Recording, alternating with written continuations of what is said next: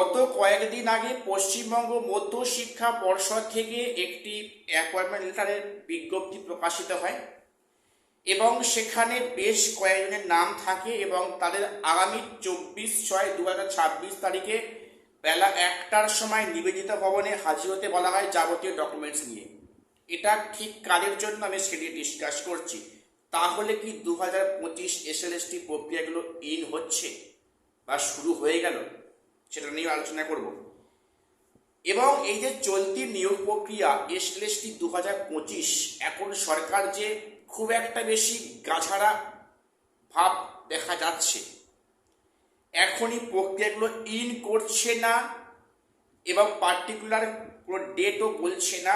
এর মূলে একটা মেন কারণ, স্ট্রং পয়েন্ট রয়েছে, যার উপর ডিপেন্ড করছে এই 2025 এসএলএসটিটা কন্টিনিউ হবে কবে এবং কখন হবে। তো অবশ্যই কবে, কখন এবং কীভাবে হবে ডিপেন্ড করছে একটা ম্যাটারের উপর। আমি সে নিয়ে ডিসকাস করবো এবং পাশাপাশি কয়েকটা মাইনর কিন্তু রিজনও আছে যার জন্য এই সরকার এখনো অবধি 2025 এসএলএসটি প্রক্রিয়াগুলো স্টার্ট করতে পারছে না। ভিডিওটা স্কিপ করো না, সবটা দেখো, চ্যানেলটা সাবস্ক্রাইব করে দিও এসএসসি, পিএসসি এবং গ্রুপ সি, গ্রুপ ডি গুরুত্বপূর্ণ আপডেট পাওয়ার জন্য।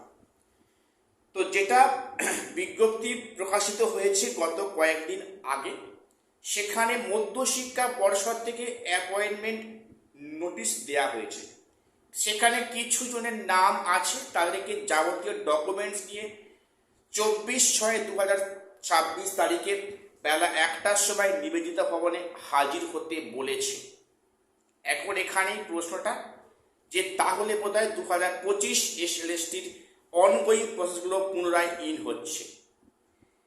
প্রথম বলি যে এটা 2025 এসএলএসটির জন্য নয়, এটা 2016 যারা যোগ্য শিক্ষক, যারা 2016 মানে চাকরি পাওয়ার আগে অন্য কোথাও জব করতেন, তারা সেখানে ফিরতে চাইছে, তাদের ক্ষেত্রে এই বিজ্ঞপ্তি দিয়ে আগের জবে ফেরা ক্ষেত্রে লেটারটা দেওয়া হচ্ছে। এটা 2025 এসএলএসটির জন্য নয়। এবার তোমার ডাউট ক্লিয়ার করেন, এটা 2016 সালে যারা যোগ্য চাকরি হারা, যারা আগে কোথাও জব করতেন, তাদের পুরনো জবে ফেরার জন্য এটা দেওয়া হয়েছে। তাদের ডকুমেন্টস নিয়ে হাজির হতে বলা হচ্ছে 24/6/2026 বেলা 1টার সময় তাদের আগের জবে তাদের অ্যাপয়েন্টমেন্ট লেটার পুনরায় দেওয়া হবে। কাজে এটা নিয়ে কেউ ডাউট রাখবে না, এটা চলতি নিয়োগ প্রক্রিয়ার একটা বিষয় নয় কিন্তু। আচ্ছা, এইবারে এই 2025 যে এসএলএসটিগুলো মানে এখনো ইন হচ্ছে না, সেই ভোট প্রক্রিয়ার আগে এই যেগুলো স্টপ হয়ে গেছে, তারপরে ভোট হয়ে গেছে, রেজাল্ট হয়ে গেছে, সরকার গঠন করেছে, প্রায় 1.5 মাস করতে চললো, কিন্তু সেখানে এখনো অবধি এই প্রসেসগুলো ইন করতে পারছে না এই সরকার। কেন? তার মূলের প্রধান কারণ কি, যেটা উঠে আসছে বিভিন্ন মাধ্যমে, যে 30শে জুন তারিখে সুপ্রিম কোর্টে একটা কেস রয়েছে, এসএসসি সংক্রান্ত একটা কেস রয়েছে, সেটা সম্ভবত 10 মার্কসের কেস। সেখানে ফার্দার জাজমেন্ট না আসা অবধি এই সরকার অনগোয়িং প্রক্রিয়াগুলো ইন করতে পারছে না। এক্ষেত্রে কিছু করার নেই, এই সিদ্ধান্ত যেটা আসবে তার উপর ডিপেন্ড করছে এই চলতি নিয়োগ প্রক্রিয়া কবে থেকে শুরু হচ্ছে, কি প্রক্রিয়ায় করা হবে, কোনো চেঞ্জেস আসবে কিনা, এটা কনফার্ম হওয়ার পরে কিন্তু এই সরকার তবে এই চলতি নিয়োগ প্রক্রিয়াগুলো ইন করবে, এমনটাই সম্ভাবনা কিন্তু দেখা যাচ্ছে। দেখো, এক্সপিরিয়েন্সে 10 মার্কস নিয়ে আর খুব একটা জট থাকবে না, কারণ সেখানে কিন্তু আগের সরকারের আমলে সরকার পক্ষে আইনজীবীরা বেশি সময় নষ্ট করছিল, ডেট চেয়ে দেওয়া, অনেক আইনি পদ্ধতিতে হচ্ছিল। এই সরকার হয়তো আগের সরকারের মতো ক্যান্ডিডেটের এগেনস্টে হয়তো সেখানে স্ট্রং পদক্ষেপ নেবে না বা ফাইট করবে না, হয়তো কেসটা একতরফা হতে পারে, সেটা কিন্তু সম্ভাবনা আছে। এই মুহূর্তে সঠিক করে বলা যাচ্ছে না যে সরকার কি পদক্ষেপ গ্রহণ করবে ক্যান্ডিডেটের এগেনস্টে। নাকি সে মানে মামলাটা প্রত্যাহার করে নেবে, এখন সে নিয়ে কিছু বোঝা যাচ্ছে না। তবে 30শে জুন তারিখে হয়তো পজিটিভ কিন্তু আপডেট আসবে, সেটা যদি সরকার ইচ্ছা করে করতে পারে, যেহেতু তারা এর মধ্যে আইনি লড়াইয়ের মধ্যে লড়াই করছে।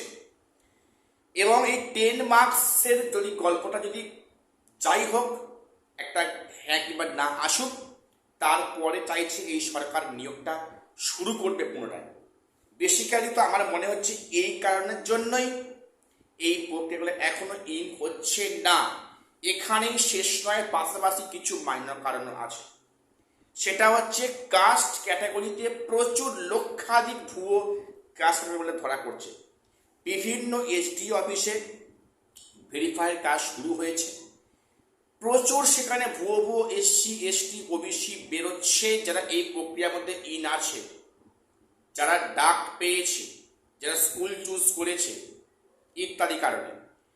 কাজেই এটা আগামী 10-12 দিনের মধ্যে নিষ্পত্তি হওয়ার সম্ভাবনা আছে, সেভাবে কিন্তু মন্ত্রী আদেশ দিয়েছেন এই দপ্তরের মন্ত্রী। কাজেই হয়তো আগামী 10-15 দিনের মাথায় একটা পজিটিভ হয়তো কিছু উঠে আসবে, এবং তার ওপরেই কিন্তু ডিপেন্ড করবে এই চলতি নিয়োগ প্রক্রিয়া। সেজন্য হয়তো মানে সরকার এই বিষয়টা খানিকটা পিছিয়ে যাচ্ছে এই কারণের জন্য। পাশাপাশি আর একটা কারণ উঠে আসে, সেটা হচ্ছে গিয়ে যেটা শিক্ষামন্ত্রী গত কয়েকদিনে বলেছেন যে 2016 এই যে নিয়োগ যে জালিয়াতি হয়েছে, সেখানে একাধিক আধিকারিক যুক্ত আছেন যারা কিন্তু সিবিআই চার্জশিটের নাম আছে, অথচ তারা এখনো স্টিল নাও এসএসসি বিভিন্ন দপ্তরে কিন্তু কাজ করছেন। তাহলে এরা থাকলে এইবারেও নিয়োগটাও যে স্বচ্ছতার সঙ্গে হবে তার গ্যারান্টি কি আছে? অবশ্যই এটা স্ট্রং কিন্তু পয়েন্ট। শিক্ষামন্ত্রী বক্তব্যে এদেরকে এখান থেকে সরিয়ে তবে স্বচ্ছ ঘুষবিহীন ট্রান্সপারেন্সি বজায় রেখে নিয়োগটা সম্ভব হবে, এবং হয়তো সেই কারণেও হয়তো এই প্রক্রিয়াটা কিছুটা পিছিয়ে যাচ্ছে বলে তো আমার মনে হচ্ছে। বেসিক্যালি এই সরকার কিন্তু চাইছে এই নিয়োগটা নিয়ে বেশি নাড়াঘাটা না করতে। কোর্ট থেকে যে রায় আসবে সেটা কিন্তু এই সরকার অবশ্যই মেনে নেবে, সেই মোতাবেক কিন্তু নিয়োগ প্রক্রিয়া সম্পূর্ণ করবে। এবং যেটা কথা কিন্তু শিক্ষামন্ত্রী এটা পরিষ্কার একটা বক্তব্য দিয়েছেন যে এই নিয়োগ প্রক্রিয়া সম্পূর্ণ না হওয়া অবধি হয়তো এসএলএসটি 3 আসবে না, আসার কথা কিন্তু নয়। এই প্রক্রিয়াটা সমাপ্ত হবে পরে, তারপরে কিন্তু থার্ড এসএলএসটি বিজ্ঞপ্তি আসবে। যাই হোক, এটুকুই আপডেট দেওয়ার জন্য চ্যানেলটা সাবস্ক্রাইব করে দিও। বিভিন্ন সময় গুরুত্বপূর্ণ update PSC SSC group C group D বা আপারের আপডেট পাওয়ার জন্য। আর শেষ করলাম, দেখা হচ্ছে নেক্সট ভিডিওতে।